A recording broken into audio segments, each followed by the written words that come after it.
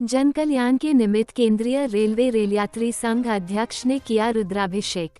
कहलगांव प्रखंड के बाबा बटेश्वर स्थान स्थित गुप्त काशी में विराजमान महर्षि वशिष्ठ द्वारा पूजित बाबा बटेश्वरनाथ शिव मंदिर में श्रावण मास के अंतिम सोमवार को जन कल्याण के महाउद्देश्य से लगातार एक महीना से चल रहे बाबा बटेश्वरनाथ महोत्सव के समापन पर केंद्रीय रेलवे रेल यात्री संघ अध्यक्ष विष्णु खेतान व धर्मपत्नी अनुराधा खेतान ने रुद्राभिषेक किया। लगभग 4 घंटे तक चले अनुष्ठान में गंगाजल, दूध, दही, घी, शक्कर, शहद, दुर्वा रस और गन्ने के रस से भगवान शिव का संपूर्ण विधि विधान से अभिषेक किया गया। वहीं बेलपत्र, सफेद कमल, लाल कमल, कनेर, शमीपत्र, दूर्वा, कुशा, धतूरा, भांग और श्रीफल भी समर्पित कर जन कल्याण की कामना किया।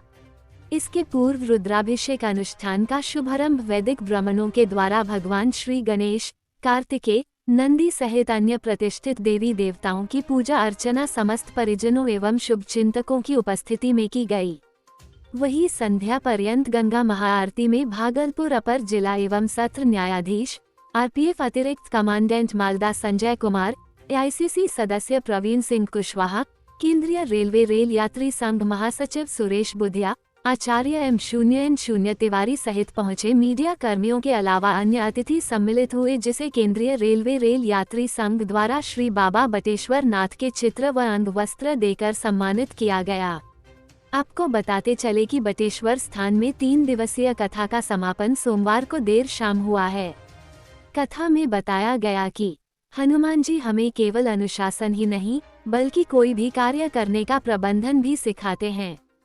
पूरा सुंदरकांड अगर कोई व्यक्ति समझकर अपने जीवन में पालन करे तो किसी का जीवन सुधर सकता है। ये विषय बटेश्वर स्थान में चल रहे 3 दिवसीय श्री सीताराम कथा के दौरान बाल व्यास पंडित वेदांत जी ने कही। केंद्रीय रेलवे रेल यात्री संघ एवं रामायण रिसर्च काउंसिल के संयुक्त तत्वावधान में आयोजित कथा के तीसरे दिन कथा श्रवण के लिए सैकड़ों श्रद्धालु एकत्रित हुए। बाल व्यास जी ने कहा कि हनुमान जी धाम है और प्रभु श्री राम में अतुलित बल है, इसलिए हनुमान जी को अतुलित बल धाम कहा जाता है। कथा के दौरान बाल व्यास जी ने श्रावण मास के अंतिम दिन भगवान शिव की महिमा भी सुनाई।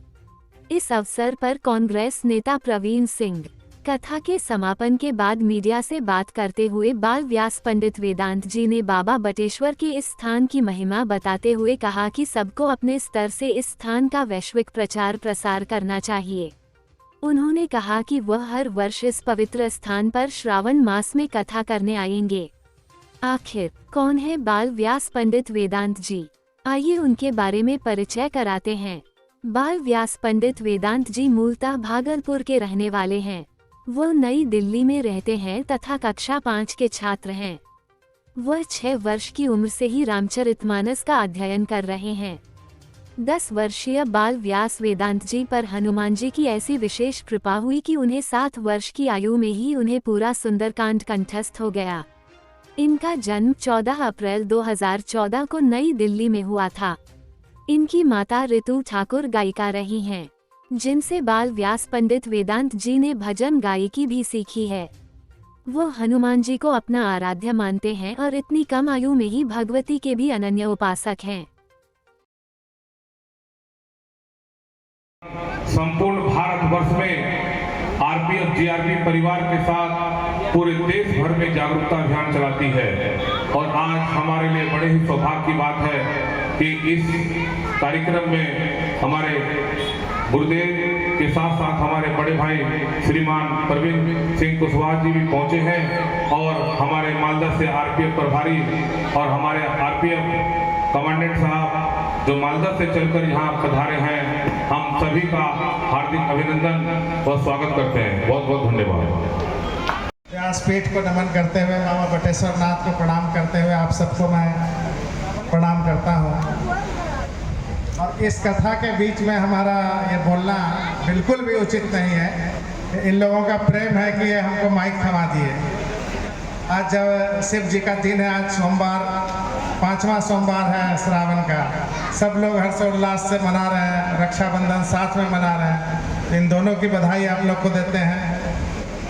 और जिस राम का नाम लेने से आप इस लोक से उस लोक में चले जाते हैं, जो मर्यादा सिखाते हैं, जो मानवीय मूल्यों का ध्यान दिलाते हैं, उनके बारे में जब हमारे व्यासपीठ पर बैठे इतने कम उम्र में बोलने वाले सामने हो तो हम लोग की जुबान ऐसे ही लड़खड़ाने लगती है कि फिर कुछ और बोलना उचित नहीं रह जाता है। हम चाहेंगे कि आप इस कथा का श्रवण आनंदपूर्वक करें और अपने जीवन में इसे जरूर अपनाएं, इनके कही बातों को। धन्यवाद, प्रणाम। बहुत बहुत धन्यवाद।